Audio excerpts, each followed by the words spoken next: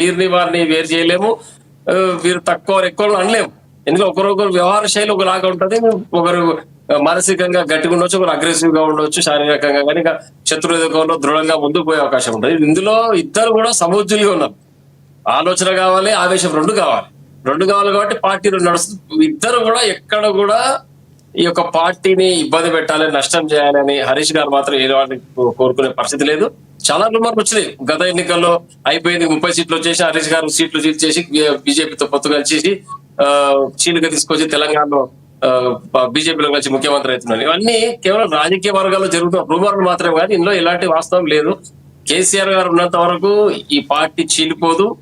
తదనంతరమే అని రాజకీయ విశ్లేషకుడు మాట్లాడుతూ ఉన్నా, దాంతో తదనంతరం కూడా పార్టీ అయితే కాంగ్రెస్ పార్టీ అన్నట్టుగా పార్టీ నాశనమే పరిస్థితి. ఈరోజు శివసేన చూస్తా ఉన్నాం మనం.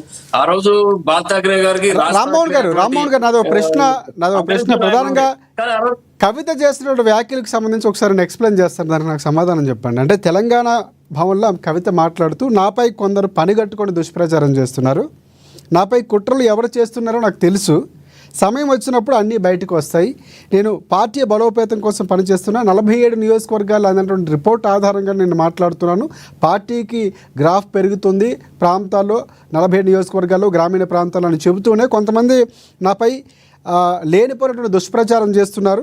సో రెచ్చగొట్టకండి, నేను దానికి సరైన రీతిలో ఇంకా ఎక్కువగా స్పందించాల్సి వస్తుందంటూ చురకలు అంటించే ప్రయత్నం చేశారు. అసలు అంటే పార్టీకి మూల స్తంభాలుగా చెప్పుకున్నట్టు ఆవిడలో ఆవిడ కూడా ఉన్నారు. కవితకి ఇవ్వాల్సినటువంటి స్థానం జాగృతికి సంబంధించి కానీ లేకపోతే ఒక ప్రత్యేక స్థానం ఉంది.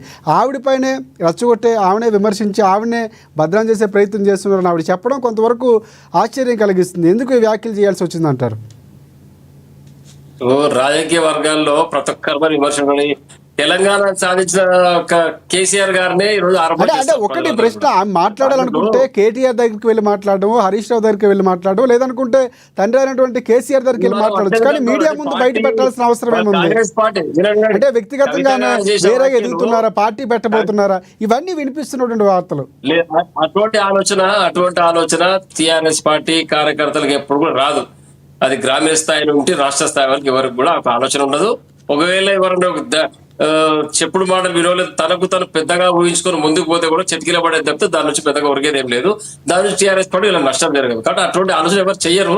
ఇందులో కవిత గారు చేసింది టీఆర్ఎస్ పార్టీ కార్యకర్తలకు, నాయకుల గురించి ఎందుకు అనుకుంటున్నారండి?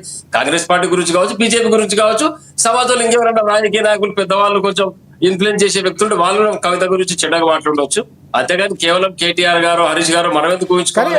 అలా మాట్లాడాల్సి వస్తే ఖచ్చితంగా పార్టీ పేరు చెప్పొచ్చు, లేకపోతే పలానా పార్టీలో ఉన్న వ్యక్తులని చెప్పొచ్చు. కానీ అంతర్గతంగానే మాట్లాడారు ఎవరు పార్టీ గురించి మాట్లాడుతూ పార్టీ ఎదుగుతుంది గ్రామీణ ప్రాంతాల్లో, కానీ నాపై కావాలని దుష్ప్రచారం చేస్తున్నారు, రెచ్చగొడుతున్నారు, నేను రెచ్చగొడితే ఇంకా ఎక్కువ స్పందించాల్సి వస్తుందని ఘాటేగానే స్పందించారు.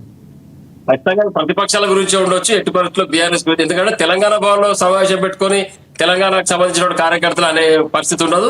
ఒకవేళ మీరు అన్నట్టుగా ఊహించినట్టుగా కవిత గారు అట్లా మాట్లాడుతుంటే ఎక్కడైనా ప్రైవేట్ ప్లేస్ లో ప్రెస్ మీట్ పెట్టి మాట్లాడడం కానీ తెలంగాణ భవన్ లో పెట్టి మాట్లాడిందంటే ఖచ్చితంగా ప్రతిపక్షాల గురించే ఉంటది, వేరే పార్టీ గురించి ఉండొచ్చు. అందులో ఎలాంటి డౌట్ లేదు. భౌగోళిక తెలంగాణ, సామాజిక తెలంగాణ.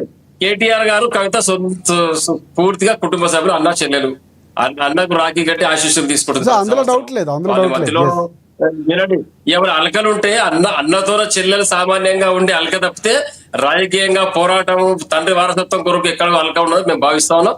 ఖచ్చితంగా మా టీఆర్ఎస్ పార్టీ కుటుంబంలో ఎలాంటి కొట్లాటలు, విభేదాలు, రెండో కుంపటి పెట్టే యోచన మా కుటుంబ సభ్యులకు ఎట్టి పరిస్థితులు లేదు. ఇది జరగని కూడా ప్రతిపక్షాలు ఆశిస్తున్నాయి. ఎందుకంటే తెలంగాణ ఉద్యమాన్ని వృత్తులు ఇచ్చి రాష్ట్రాన్ని సాధించడం, మళ్ళీ ఇప్పుడు రాబోయే ఎన్నికల్లో ఖచ్చితంగా అద్భుతమైన మెజార్టీతో టీఆర్ఎస్ వస్తుంది పాములకు. కాబట్టి దీని ఇక్కడ మనం ఏదో కుట్రలు పని దీన్ని విచ్ఛిన్నం చేయాలనే ప్రయత్నం ప్రతిపక్షాలు చేస్తుంటే మాత్రం వారికి ఇది కళలే మిగిలిపోతే కళలుగా మిగులుతాయి.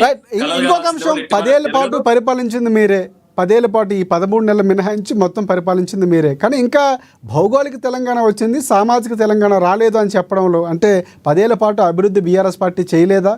చేస్తే ఎందుకు మాట్లాడాల్సి వచ్చింది కవిత అన్నటువంటి ప్రశ్నలు వినిపిస్తున్నాయి. లేదు, ఖచ్చితంగా తెలంగాణ అద్భుతంగా రాణించింది. సబ్బాడ వర్గాలకు సంక్షేమ పథకాలు అందినాయి. చిట్ట చివరి వ్యక్తికి సమూహాలు ఎవరైతే ఉన్నారో వాళ్ళకు కూడా ఇంకా సంక్షేమ పథకాలు అందించి ప్రతి రైతుకు రైతు బంధు, రైతు బీమా కల్పించి అందరూ సగౌరవంగా నిలబడే విధంగా కేసీఆర్ గారు ప్రయత్నం చేసి ఎలాంటి డౌట్ లేదు.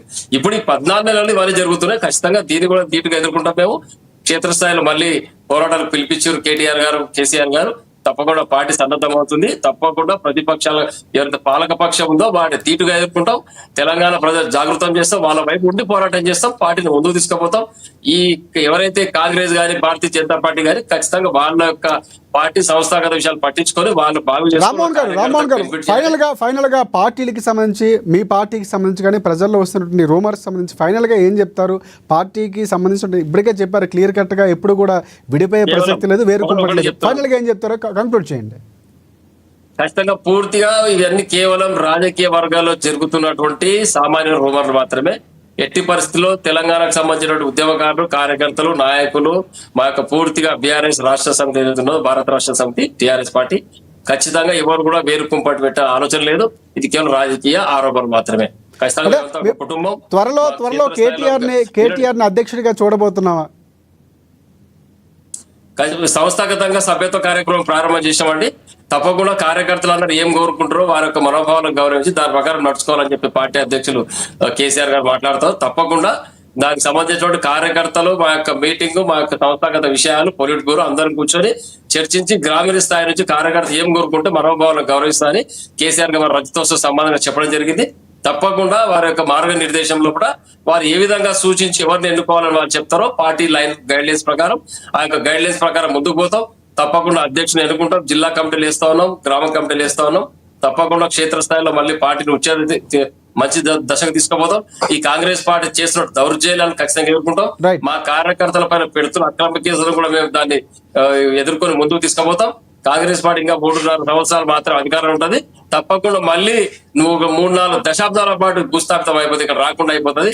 దాంట్లో డౌట్ లేదు. దానికి పూర్తిగా తెలంగాణకు సంబంధించిన అందరు ప్రతి గ్రామంలో ప్రతి వ్యక్తి కోరుకున్న విషయం ఇది, మళ్ళీ కేసీఆర్ గారి నాయకత్వం రావాలి. తప్పకుండా మేము ముందుకు వస్తాం. ఈ తెలంగాణ మళ్ళీ అద్భుతంగా పరిపాలన చేస్తాం. రైట్, శివలాల్ గారు ఏం చెప్తారు? ఫైనల్ గా రామ్మోహన్ గారు చాలా ధీమాగా, చాలా కాన్ఫిడెంట్ గా పార్టీ ప్లానింగ్ ఎలా ఉండబోతుంది భవిష్యత్తు గురించి చెప్తున్నారు. మీరేమంటారు? ప్రధానంగా అంటే మీ పార్టీలో బీఆర్ఎస్ పార్టీని విలీనం చేస్తామని బీజేపీ పార్టీ అంటుంది. ఎన్వీఎస్ ప్రభాకర్ గారు రీసెంట్ గా మాట్లాడుతూ చెప్పారు. ఫైనల్ గా కంక్లూడ్ చేయండి, ఏమంటారు అసలు? రామ్మోహన్ గారు మొత్తానికి ముసుగుల